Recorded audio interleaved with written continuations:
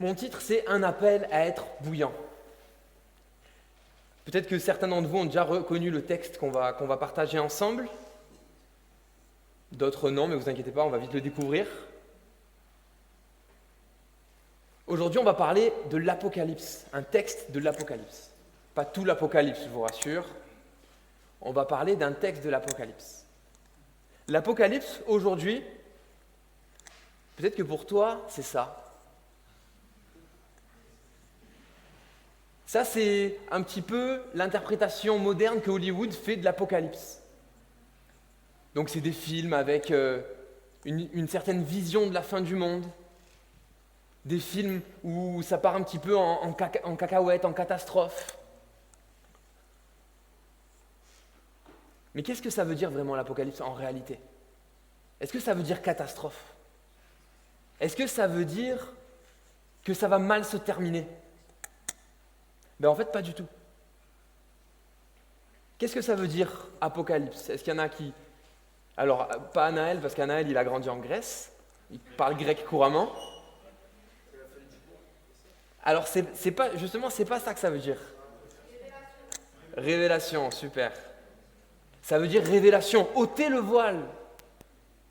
Et en fait, quand on parle de l'Apocalypse, en fait, c'est pour parler de ce qui se passera dans la fin des temps. Et vous savez quoi?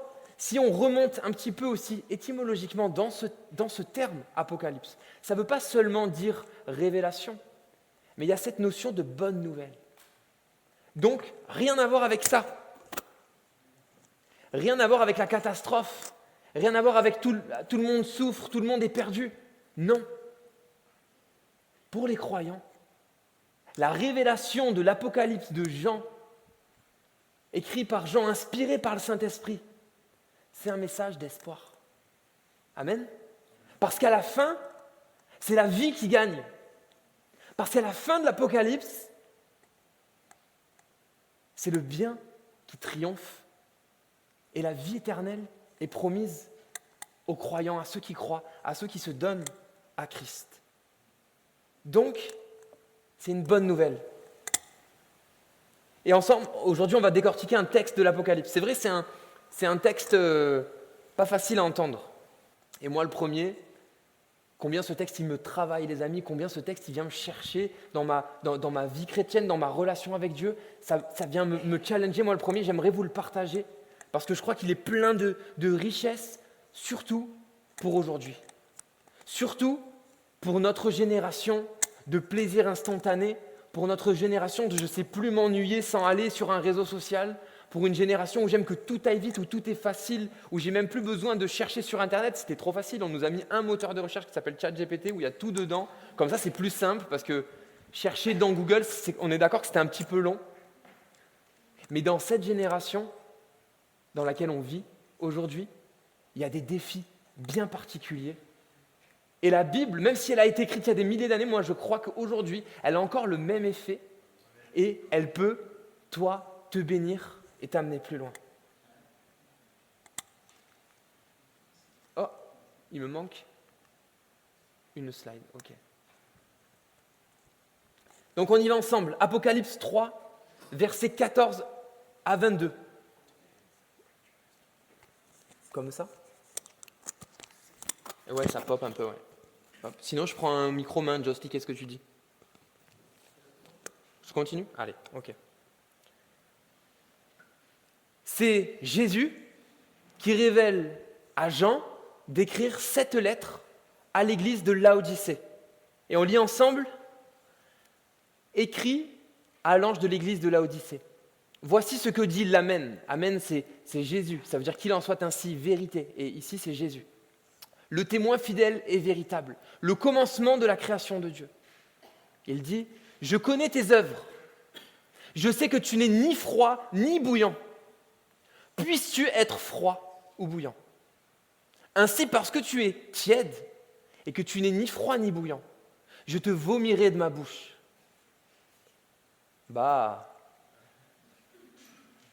Parce que tu dis, je suis riche, je me suis enrichi, je n'ai besoin de rien.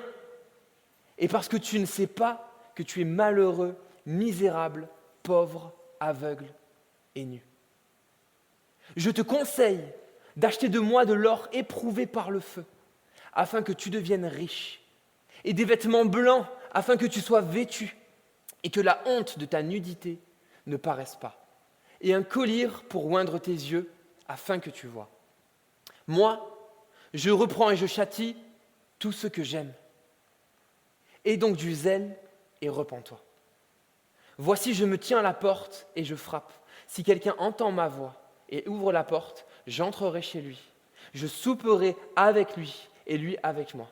Celui qui vaincra, je le ferai asseoir avec moi sur mon trône, comme moi j'ai vaincu et me suis assis avec mon Père sur son trône. Amen.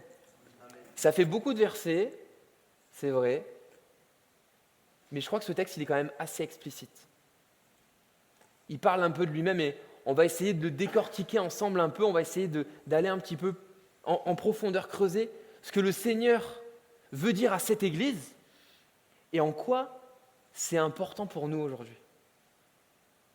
Alors comme j'ai dit tout à l'heure, le contexte du texte, c'est Jésus qui apparaît à Jean en vision et qui révèle ce qui se passera à la fin des temps. Ok, ça c'est l'Apocalypse. Mais dans les 4 premiers chapitres, il envoie des lettres à cette église de Turquie, notamment là où Jean vivait pendant sa vie, vers Éphèse.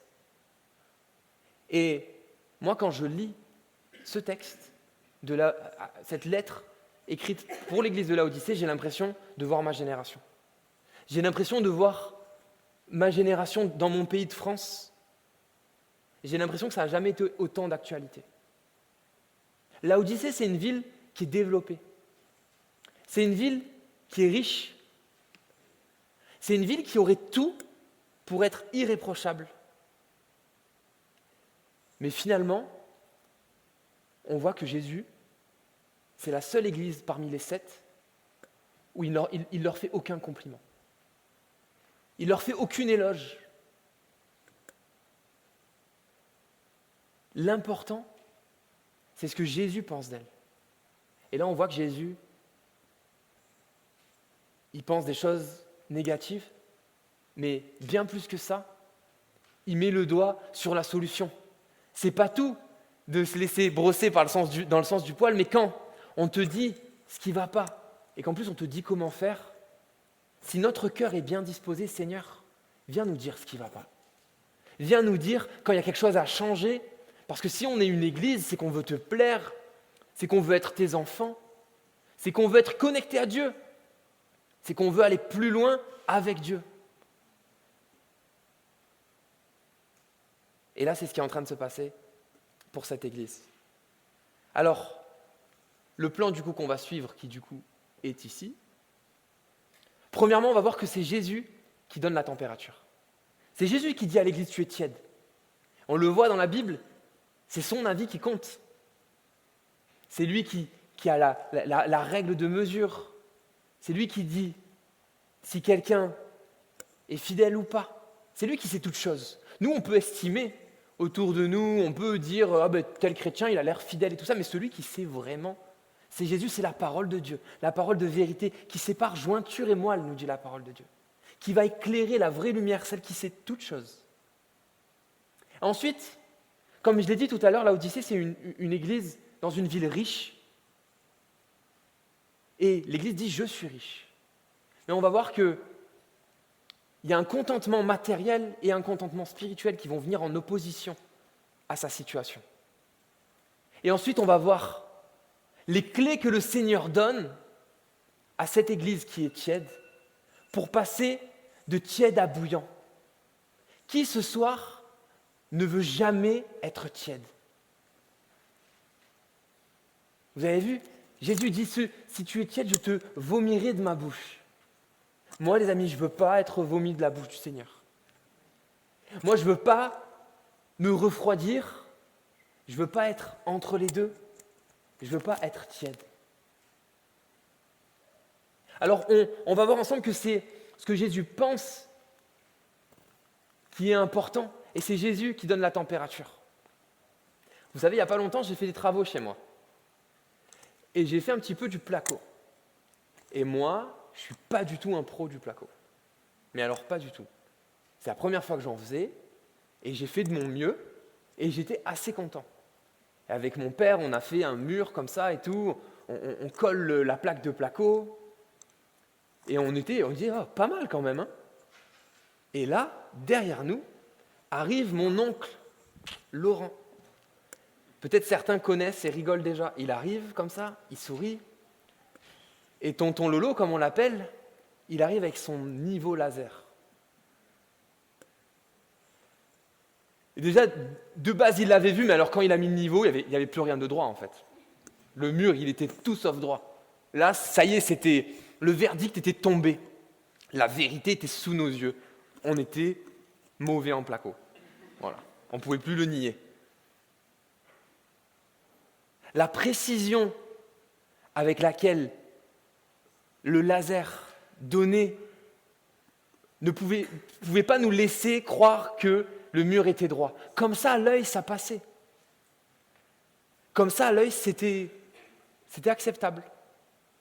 Mais en réalité, en vérité, si on veut aller chercher un peu plus loin avec une personne qui connaît vraiment, des fois la vérité elle est un petit peu en décalage avec ce qu'on croit comme ça, en gros quoi. Ici, je ne sais pas si vous vous rendez compte, mais dans le texte qu'on a lu ensemble, Jésus il dit ce qu'il pense des églises. C'est incroyable quand même, c'est super. Vous aimeriez pas vous que le Seigneur il vous dise vraiment ce qu'il pense de vous ? Ouvertement comme ça, dans une vision ? Non, moi franchement, c'est super. Il dit vraiment, bon ok, à d'autres églises il dit ça va pas, là bon il dit là ça va pas, ça va pas, ok. Mais si le Seigneur il le faisait avec nous, ce serait une richesse. Eh bien tu sais quoi ? Si tu veux ça, lis ta Bible. La Bible elle nous dit que la parole de Dieu c'est comme un miroir. Et que si on ne la met pas en pratique, c'est comme si le matin tu te regardes dans la glace et tu t'en vas et tu te coiffes même pas. Parce que la parole de Dieu, elle te dit ce qui ne va pas chez toi. Pas avec une liste de règles. La Bible, ce n'est pas une liste de règles à respecter. Fais ci, fais ça, tu seras bien, tu ne seras pas bien. Non. C'est l'Esprit de Dieu qui, dans ton cœur, vient te convaincre au travers d'histoires qui ont 2000 ans. C'est un truc de fou quand même. Qu'en réalité, ta situation, Dieu la connaît, et la connaît depuis bien longtemps, depuis bien des années.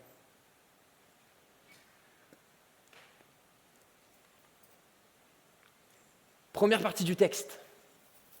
Donc, écrit à l'ange de l'église de Laodicée, voici ce que dit l'Amen, le témoin fidèle et véritable commencement de la création de Dieu. Je connais tes œuvres, je sais que tu n'es ni froid ni bouillant, puisses-tu être froid ou bouillant. Ainsi, parce que tu es tiède et que tu n'es ni froid ni bouillant, je te vomirai de ma bouche. Je connais tes œuvres. Ça veut dire qu'il y avait des œuvres. Ça veut dire qu'il y avait des efforts qui étaient faits dans l'Église pour être bien, pour être une bonne personne, pour être un bon chrétien, pour être un bon serviteur. Mais est-ce que être un bon chrétien, c'est être dans un service, m'appliquer, être fidèle, me donner à fond ? On voit qu'en réalité, ce n'est pas ça le plus important. On voit qu'il peut y avoir des œuvres et pour autant, on peut être tiède.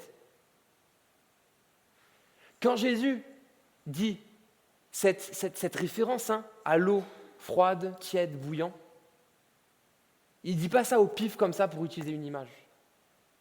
L'église de Laodicée, ce qu'il faut savoir, c'est que c'était certes une ville riche, mais la manière avec laquelle ils étaient approvisionnés en eau, elle était un peu particulière. Ils recevaient l'eau depuis d'autres villes, et les tuyaux qui alimentaient cette ville, avec le soleil qui tape, les intempéries, faisaient passer d'une source d'eau chaude à une source d'eau tiède, et d'une source d'eau froide à une source d'eau tiède. Vous comprenez ? L'eau froide, c'est bon, on est d'accord. Quand on boit de l'eau froide, qu'on a chaud, c'est agréable, on peut faire des choses avec l'eau froide. L'eau chaude, c'est important, on peut faire cuire des pâtes dedans. L'eau bouillante, on peut faire cuire des pâtes. On peut boire du thé, on peut faire du café. Dans l'eau froide, il n'y a pas trop de bactéries. Dans l'eau chaude, il n'y a pas trop de bactéries non plus. Mais l'eau tiède, quand tu te baignes, c'est froid. L'eau tiède, quand tu bois un thé, c'est froid, ouais. Pas trop d'intérêt. L'ice tea, c'est bon, le thé chaud, c'est bon, et le thé tiède, c'est pas terrible. Et là, donc, les chrétiens de l'église de Laodicée, ils savent très bien ce que ça veut dire, parce qu'eux, ils passent leur temps, quand ils récupèrent l'eau de la source, à devoir la chauffer pour enlever des bactéries, pour ensuite essayer de la faire refroidir pour pouvoir la boire et que ce soit bon. Donc, ils savent très bien ce que ça veut dire. Et ils savent très bien que dans l'eau tiède, il y a des bactéries qui rendent malades. Allez, hop. Désolé pour vos oreilles. Hein.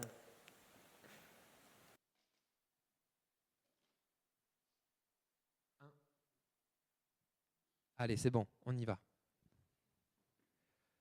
Et il dit même, Jésus, si vous pouviez être froid plutôt que d'être tiède. C'est un peu cette image de si on croit, mais pas à 100%.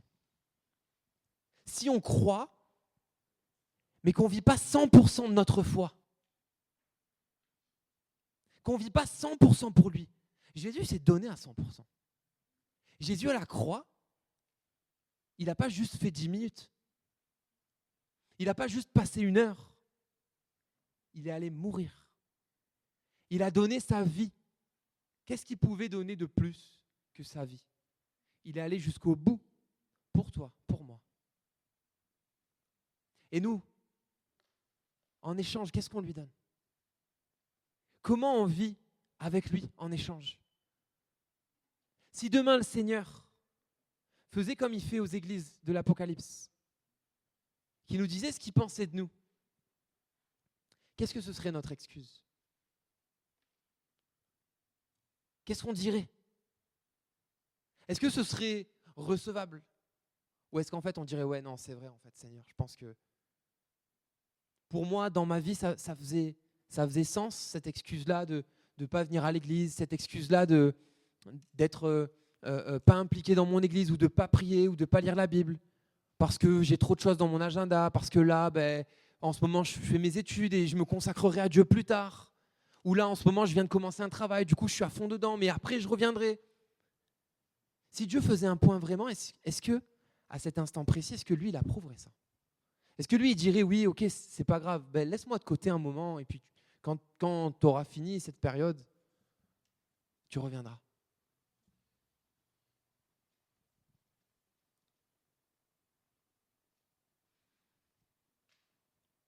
Cet état de tiédeur spirituelle, c'est un vrai piège. C'est un vrai piège pour nous. C'est un état d'endormissement pendant lequel on n'est ni froid, ni réticent à Dieu, ni efficace pour lui, ni utile entre ses mains. On n'est ni 100% éloigné de Dieu, ni 100% avec lui. Et quand on refroidit, qu'on passe de bouillant à tiède, l'étape d'après, si rien ne se passe, c'est devenir froid. Mais la bonne nouvelle, c'est que si la Bible, elle en parle, la bonne nouvelle pour toi, c'est que si Jésus, il en parle, c'est qu'il a prévu le moyen qu'on ne passe pas par là. Alléluia. C'est qu'il a prévu le moyen qu'on ne se laisse jamais refroidir, qu'on ne passe pas par cette étape de tiédeur intermédiaire où on est un peu avec Dieu, mais en fait, on n'y pense pas trop dans notre tête. Et en fait, je prie un peu le matin, mais c'est un petit peu sec et tout. Et de toute la journée après, je me sens comme éloigné. Non. Le Seigneur, il a prévu quelque chose pour que tu puisses vivre à fond avec lui. Pour que tu puisses vivre toute ta vie à fond avec lui.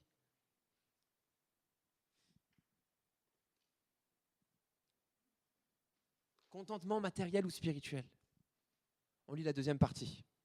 Parce que tu dis, je suis riche, je me suis enrichi et je n'ai besoin de rien. Et parce que tu ne sais pas que tu es malheureux, misérable, pauvre, aveugle et nu. Je te conseille d'acheter de moi de l'or éprouvé par le feu afin que tu deviennes riche, et des vêtements blancs, afin que tu sois vêtu et que la honte de ta nudité ne paraisse pas. Et un collier pour oindre tes yeux, afin que tu vois. Il leur dit, vous croyez que vous êtes riches, vous croyez que vous avez tout, vous croyez que vous n'avez besoin de rien. Et des fois, c'est nous ça, mes amis. On se dit, bah ouais, moi tout va bien, tout est OK. Mais c'est vrai que bien souvent, quand on croit que tout va bien, quand on croit que tout est calme, en fait, c'est qu'on est sorti de cette réalité spirituelle. On est sorti de ce combat spirituel avec le Seigneur, de cette connexion avec le Saint-Esprit. On peut être heureux, on peut être bien, mais le Saint-Esprit vient rappeler à nos cœurs, quand on est près de Dieu, que celui qui croit être debout prenne garde de ne pas tomber. Que si on vit aujourd'hui, que si notre cœur fonctionne et est heureux et épanoui, c'est un effet de la grâce de Dieu. Mais quand on a l'impression qu'on n'a besoin de rien, qu'on est autonome et que notre vie est bien remplie, notre agenda est bien rempli, que nos projets sur 10 ans sont bien calés, que j'ai prévu de développer mon patrimoine immobilier d'une manière fulgurante, et puis je donnerai un petit peu à Dieu, je donnerai un petit peu au Seigneur et tout ça. Mais après, qu'est-ce que tu lui donnes en retour? Dieu permet parfois qu'on soit riche et qu'on ait des biens matériels. C'est vrai, c'est un effet de sa grâce. Il est souverain, l'or et l'argent lui appartiennent. C'est pas ça qui est pas bien. Mais si derrière, ton premier objectif, c'est ta réussite professionnelle, c'est d'être à l'abri financièrement, c'est d'être confortable, derrière, Dieu passe en second. Et donc ton Dieu, c'est plus Dieu, mais c'est tes projets. Notre confort, nos projets, nos objectifs humains. Et la ville de Laodicée, elle est un peu comme ça. Ouais. Historiquement, on sait que c'est une ville riche, bancaire. Son dieu qui l'a protégée, c'était Zeus, le patron des dieux en plus. Là, ici, Jésus, il l'accuse pas d'être idolâtre. Il ne semble pas qu'elle vive des persécutions, en particulier. C'est une ville qui était connue pour ses textiles en laine noire, des beaux habits. Et Jésus leur dit, vous êtes nus. Vous avez remarqué ça? Jésus leur dit, mais en réalité, vous êtes nus, pas physiquement, mais spirituellement, dans l'état d'Adam et Ève, quand ils se sont aperçus qu'ils ont péché, ils se sont aperçus qu'ils étaient nus. Spirituellement, ils n'étaient pas revêtus de ce vêtement blanc que le Seigneur leur demande d'acheter. Il leur dit, vous qui avez de l'argent, vous qui êtes à l'aise financièrement, allez-y, achetez. Mais en réalité, c'est des choses spirituelles qu'on n'achète pas, dont parle le Seigneur ici. Ce vêtement blanc dont il parle pour venir remplacer ces vêtements qui leur plaisaient tellement. C'est cette laine noire qui était précieuse, qui venait de chez eux, qu'ils fabriquaient, qu'ils vendaient, et avec lesquels ils faisaient du bénéfice. Ils disaient, mais en fait, ça n'a pas de valeur à côté du vêtement avec lequel je veux te revêtir. Ton salut, la vie éternelle, la vie auprès de moi, un cœur rempli du Saint-Esprit, un cœur rempli de paix, rempli de joie, que seul Dieu est capable de donner. On peut courir après tous les plus beaux vêtements. On peut courir après toutes les plus belles choses. Si tu n'as pas Dieu, ça te servira à quoi? Si tu n'as pas ce vêtement blanc du salut, tu vas finir par le tacher avec un kebab. Tu vas finir par le déchirer. Tu vas finir par t'asseoir sur un chewing-gum dans le bus. Il dit à ces chrétiens de Laodicée, achète un collier pour tes yeux, parce que tu es aveugle, mon gars. Parce que spirituellement, en fait, tu ne vois pas ce qui se passe. Tu crois que tout va bien, alors qu'en fait, tu es tiède. Tu crois que tu es bien, que tu me sers, que les œuvres que tu fais, ça me plaît, mais ton cœur est loin du mien. Et vous savez ce que c'est le comble? C'est qu'à Laodicée, la ville de Laodicée, c'est une ville qui est aussi connue, pas que pour ses vestes Chanel, mais aussi pour la médecine.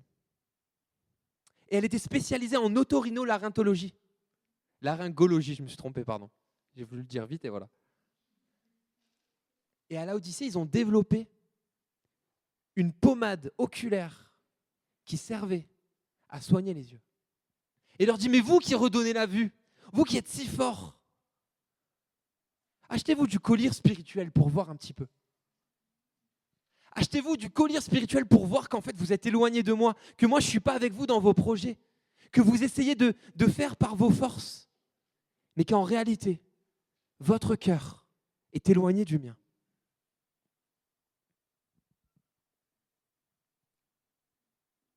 Leur richesse ne suffira pas. Il leur donne la solution.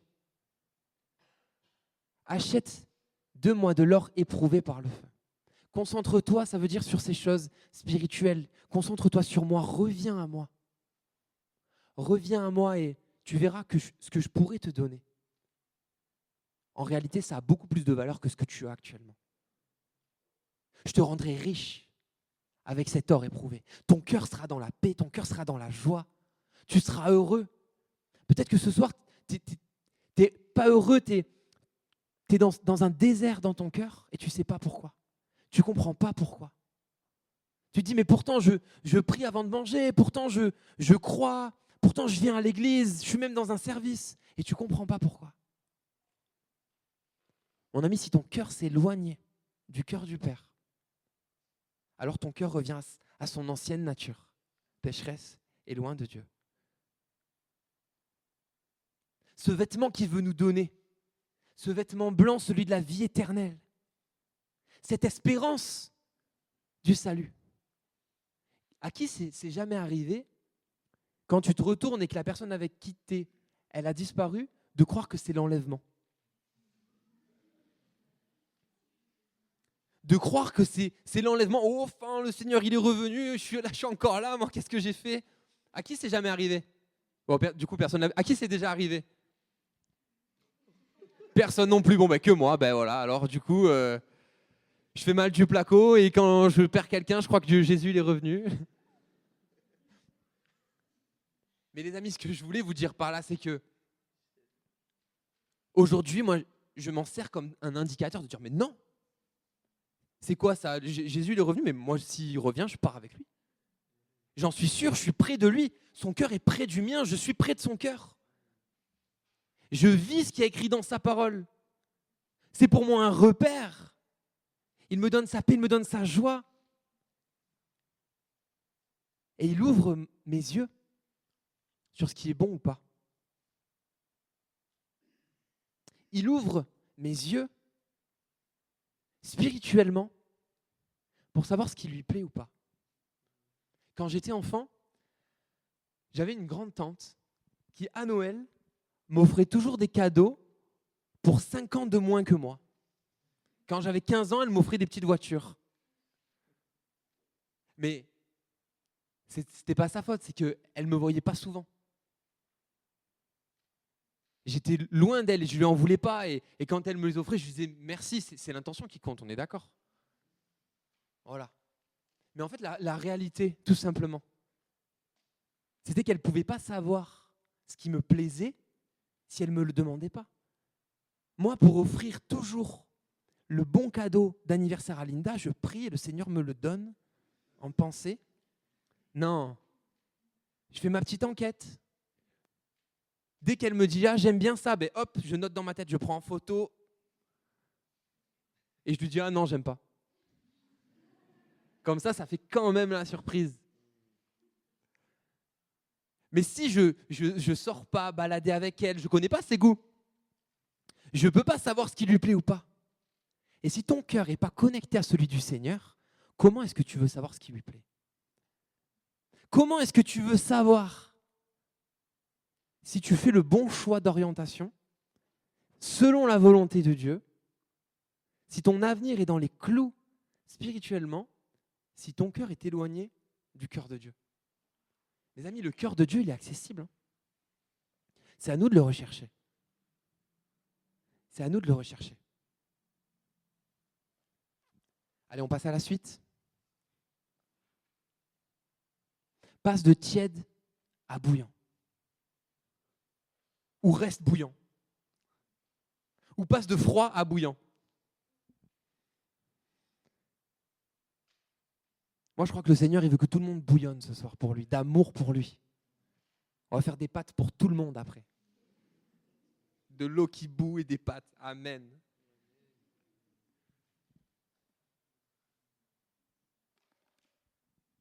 Dernière partie du texte. Moi, je reprends et je châtie tous ceux que j'aime. Aie donc du zèle et repens-toi.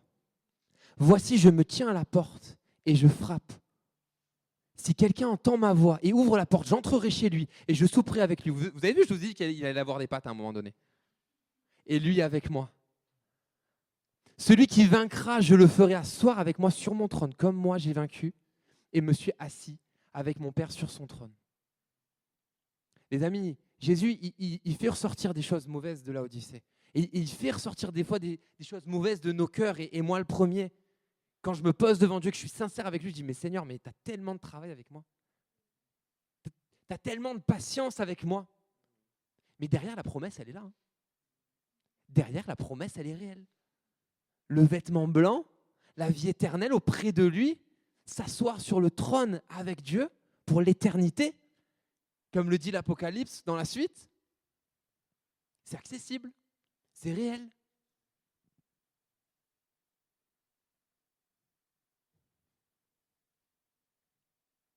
Le message du Seigneur, ce n'est pas un message d'accablement, c'est un message d'espoir. Alléluia. Et comme il le dit là, je reprends et je châtie tout ce que j'aime. Dans l'Épître aux Hébreux, l'auteur de l'Épître aux Hébreux dit, le vrai amour, il châtie. Le vrai amour, il reprend. Jésus nous aime trop pour nous laisser comme on est. Jésus nous aime trop pour nous laisser pécheurs. Il nous veut près de lui. Il t'aime trop pour te laisser dans tes combats personnels, dans tes luttes, dans tes mensonges, dans tes crises de colère. Jésus t'aime trop pour ça. Et il veut t'aider. Il veut que tu sois près de lui. C'est un appel à être bouillant qu'il te lance. Il se tient à la porte de ton cœur. Il frappe. Il te dit, sois zélé.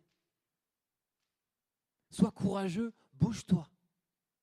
Repens-toi. Se repentir, ça ne veut pas dire que tu es le pire des pécheurs et que du coup, tu dois te repentir parce que tu as un trop grand nombre de péchés. Non. Te repentir, c'est réaliser même un péché. Une chose qui n'a pas plu à Dieu. Te rendre compte que sur un truc aujourd'hui, tu n'as pas été comme Dieu voulait que tu réagisses. Tu n'as pas été comme Dieu voulait que tu sois. Se repentir, c'est ça. C'est demander pardon à Dieu. C'est revenir à lui. Et c'est repartir avec lui de plus belle. Se repentir, c'est dire, mais Seigneur, mais je t'ai tellement laissé de côté en réalité. Je t'ai tellement fait passer en second plan dans ma vie par rapport à tout le reste. J'ai tellement manqué de fidélité à ton égard. Dieu, il est fidèle.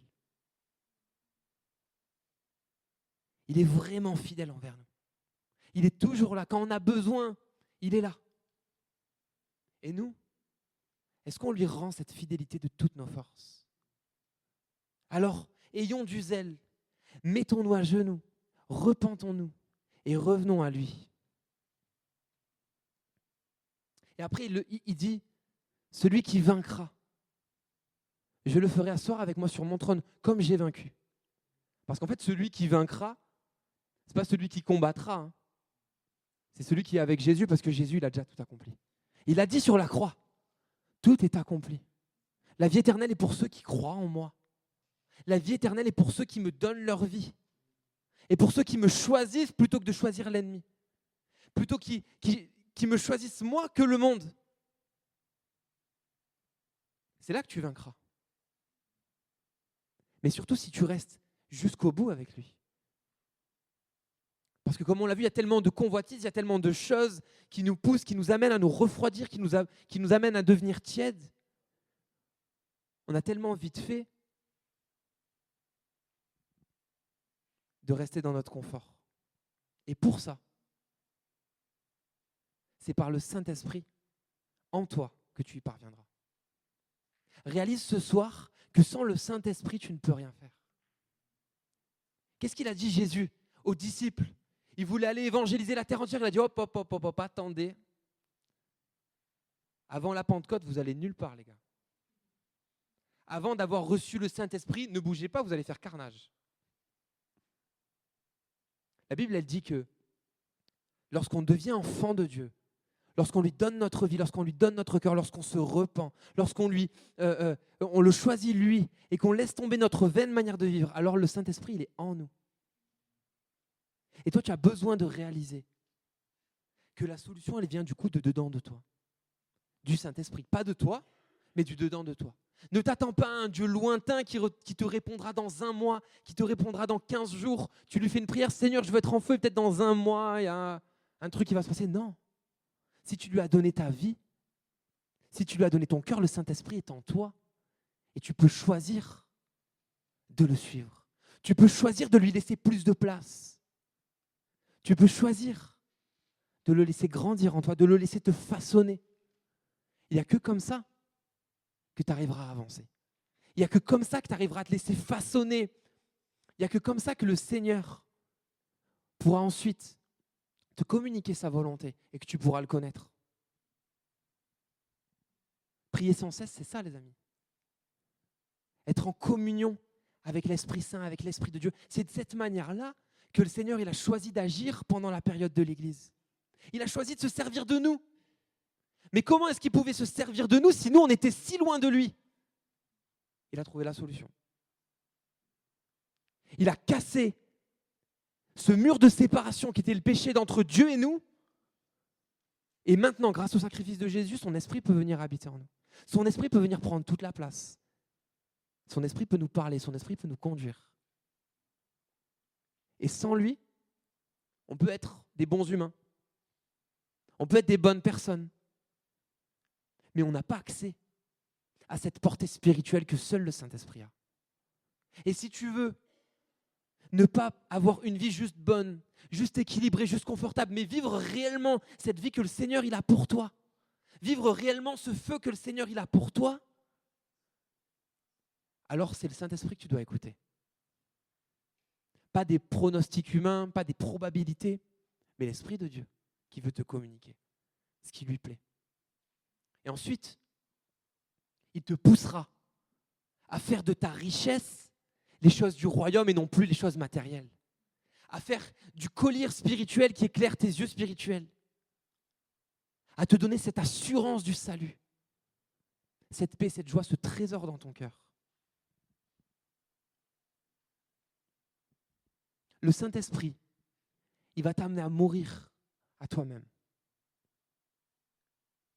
Si tu veux le suivre, si tu veux être près de lui, si tu veux ne jamais t'attiédir, tu vas devoir t'appliquer à l'écouter et à le suivre. Je vous dis donc ceci, laissez le Saint-Esprit diriger votre vie et vous n'obéirez pas aux désirs qui animent l'homme livré à lui-même. Laissez le Saint-Esprit diriger votre vie. Pas un Dieu super lointain. Non. Dieu, il est là ce soir. Le Saint-Esprit, il est en toi ce soir. Il est tellement prêt. Il a tout fait, tout mis en place pour être près de toi, d'être accessible. Ne prie pas un Dieu lointain. Prie un Dieu juste là et attends-toi à ce qu'il te réponde. Attends-toi à ce qu'il te parle. Attends-toi à ce qu'il t'oriente. Écoute, développe ça avec lui.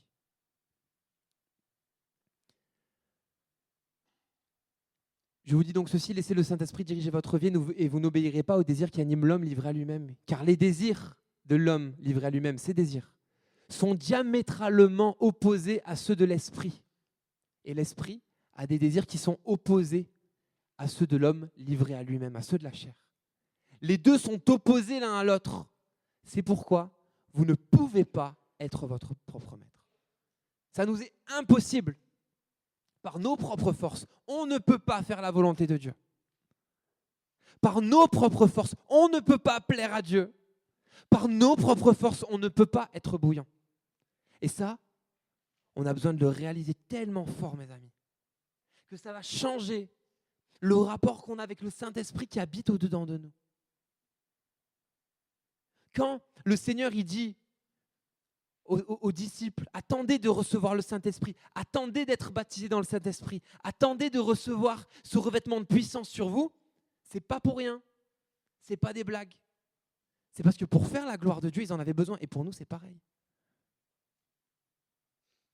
Alors mon ami, si tu es baptisé du Saint-Esprit, c'est un bon moyen, et c'est le moyen que Dieu il veut nous laisser. C'est pas juste une expérience qu'on voit dans la Bible et que les gens y font. Non. C'est quelque chose qui t'aide dans ta relation avec Dieu. C'est quelque chose qui t'édifie spirituellement toi-même. Ne t'en prive pas. Parle en langue. Dans tes moments, quand tu es seul, dès que tu peux, pour grandir spirituellement, pour t'édifier spirituellement. Peut-être que tu as un blocage avec ça, avec ces passages de la Bible. Laisse-moi te dire que le blocage que tu fais, le Seigneur, un jour ou l'autre, il viendra le balayer si tu le recherches. Et tu expérimenteras ça d'une manière tellement naturelle, tellement douce, qu'en réalité, tu vas voir que ce n'est pas au final si pire que ça, mais que ta vie spirituelle, elle en sera vraiment changée, bouleversée et enrichie.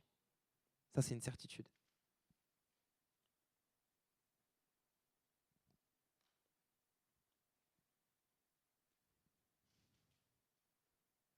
Puis, s'adressant à ses disciples, Jésus dit : si quelqu'un veut marcher à ma suite, qu'il renonce à lui-même, qu'il se charge de sa croix et qu'il me suive. Car celui qui est préoccupé de sa vie, de sauver sa vie, la perdra. Mais celui qui perdra sa vie à cause de moi, la retrouvera. On peut vivre pour le Seigneur. Jésus, il est allé au bout de la croix. Il a dit dans sa prière, à la fin de sa vie, Seigneur, si cette coupe peut s'éloigner de moi, éloigne-la de moi. Mais pas ma volonté, la tienne. Et nous, c'est pareil. Sans l'Esprit de Dieu, on ne peut pas porter notre croix. Sans l'Esprit de Dieu, on ne peut pas aller au bout. Tout à l'heure, on a chanté « Je m'abandonne, je te donne tout ».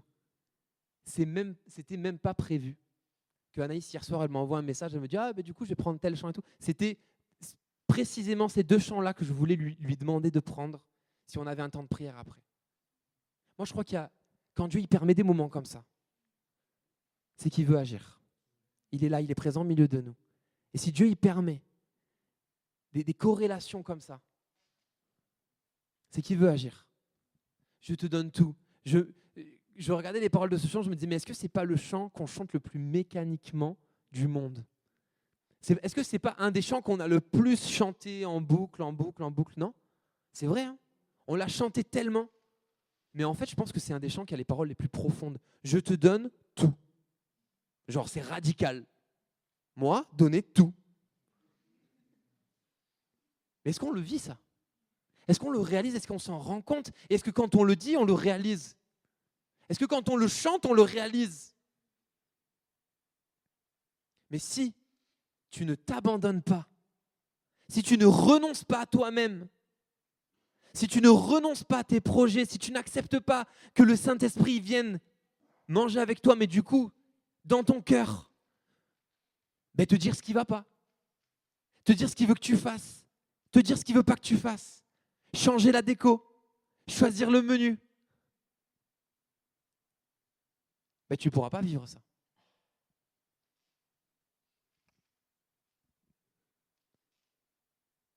On a un appel à s'abandonner ce soir, mes amis. J'invite l'équipe. Et je voudrais qu'on puisse passer un temps dans la prière ensemble et qu'on puisse reprendre ce chant d'une manière particulière. Et je vais t'inviter à faire quelque chose de particulier, toi qui te sens interpellé par ces paroles. Et moi, le premier, les amis, je me mets dans le lot parce que le Seigneur, il m'a tellement parlé au travers de ce message. Il m'a tellement parlé en me disant « Attention à ta température. Attention à ta communion avec l'Esprit Saint. Attention à ta température spirituelle. Dès lors que tu te refroidis, dès lors que tu t'éloignes de moi, tu es en danger. Tu t'exposes, l'ennemi peut te ravir, peut t'éloigner. Alors, si toi tu te sens interpellé par ces mots, par ces paroles, par ce texte qui est tellement en corrélation avec ce qu'on peut vivre aujourd'hui, alors je vais t'inviter à te mettre à genoux sur ta chaise, à te retourner ou sortir du rang, mais à t'agenouiller, à plier le genou devant Dieu, à faire preuve de zèle, comme nous dit le texte, pour te repentir. Alors qu'on va prendre ce chant, je t'invite à t'abandonner vraiment, à ouvrir ton cœur. C'est toi et Dieu. C'est toi et Dieu qui peut changer. Alors, on va baisser nos têtes, on va courber nos fronts, on se respecte, on n'est pas là pour se regarder.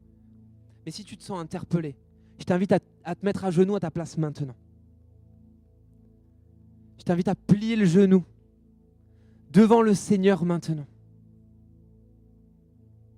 Et moi, je le crois, ce pas de foi que tu vas faire, c'est pas pour moi que tu le fais, mais c'est devant Dieu que tu déclares ton appartenance à lui. C'est devant Dieu que tu déclares ta dépendance à sa direction.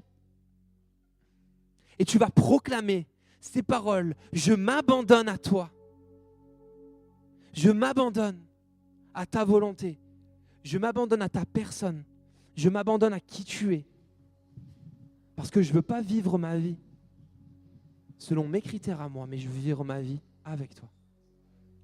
Alléluia. Seigneur, merci pour ces moments que tu permets. Seigneur, merci parce que c'est toi qui nous rappelles ces choses-là. Merci parce que c'est ton esprit qui vient convaincre. C'est ton esprit qui vient parler. C'est ton esprit qui vient impacter. C'est ton esprit qui va changer les cœurs ce soir. Seigneur, on ne veut pas être éloigné de toi. Seigneur, on ne veut pas se refroidir, on ne veut pas être tiède pour toi. Viens nous parler, Seigneur. On ne veut pas multiplier les œuvres pour rien. On ne veut pas multiplier les services pour rien. On ne veut pas multiplier les réunions pour rien. Si c'est pour, à la fin des temps, nous entendre dire, tu étais tiède. Tu as fait, mais tu étais loin de moi, tu t'en es même pas rendu compte.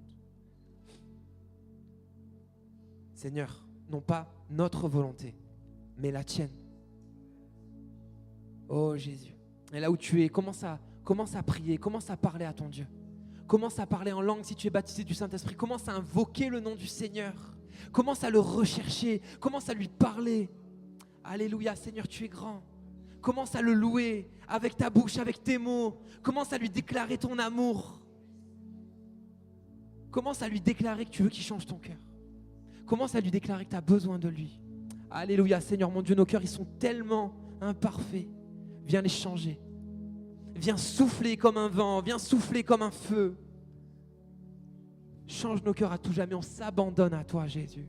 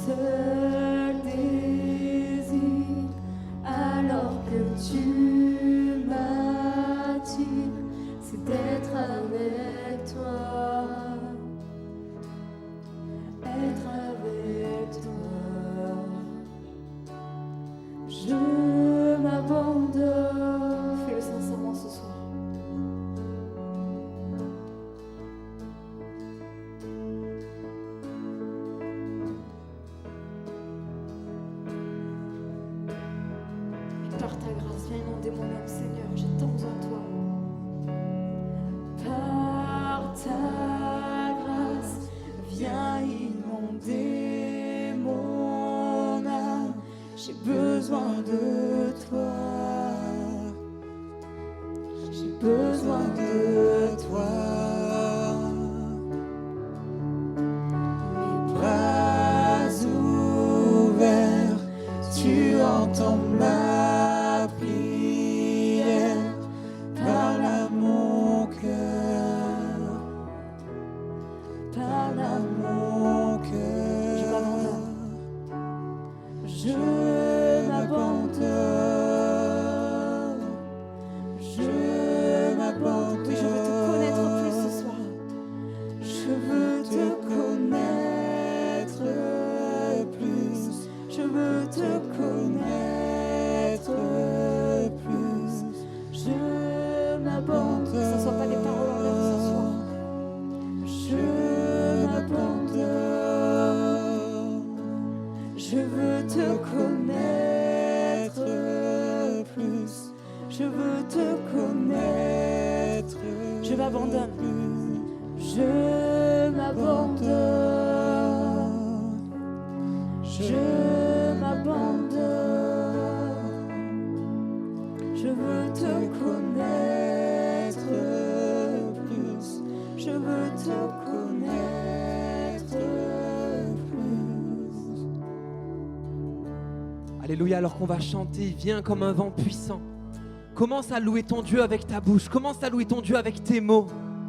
Commence à lui dire, Seigneur, combien tu es grand, Seigneur, combien tu es important, combien je veux te suivre, combien je veux que tu viennes prendre le contrôle de ma vie, combien j'ai besoin de toi. Viens souffler, Saint-Esprit, dans ce moment. Et ce que nous voulons, ce n'est pas juste un moment de plus, ce n'est pas juste une réunion de plus, mais c'est un tournant dans notre vie, dans lequel tu viens mettre du collier spirituel à nos yeux et dans lequel on peut voir toute l'importance que tu prennes toute la place dans notre vie. Alléluia. Tel un vent puissant, souffle maintenant. Dieu vient régner, Dieu vient régner en moi. Tel un ouragan, réveille mon âme. Dieu vient régner, Dieu vient régner en moi. Tel un vent puissant. Oui, souffle maintenant, Seigneur. Souffle maintenant. Dieu vient régner, Dieu vient régner en moi. Retourne-moi ce soir, Seigneur. Tel un ouragan, réveille mon âme. Dieu vient régner, Dieu vient régner en moi. Dis-le, je m'abandonne. Je m'abandonne. Je m'abandonne. Je veux te connaître plus. Je veux te connaître plus. Je m'abandonne. Je m'abandonne. Je veux te connaître plus. Je veux te connaître plus. Alléluia, Seigneur, merci pour ta grâce. Viens régner en nous, Seigneur. Ne nous laisse pas nous refroidir, Saint-Esprit. Ne nous laisse pas nous éloigner de toi. On veut t'appartenir, Seigneur. Et je veux croire que dans ta grande fidélité, tu vas répondre à cette prière. Tu vas répondre à la prière, Seigneur, de cette personne qui a fléchi le genou devant toi. De l'aider, de venir à son secours. Et d'agir puissamment, de souffler dans sa vie. De bénir, de répandre ta vie, de répandre tes sources d'eau vive dans nos vies.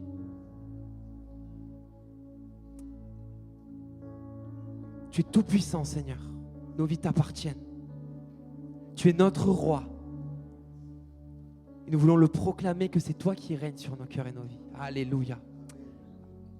Dans le nom de Jésus, qui a donné sa vie pour nous et qui nous reconnecte avec le Père encore aujourd'hui. Alléluia.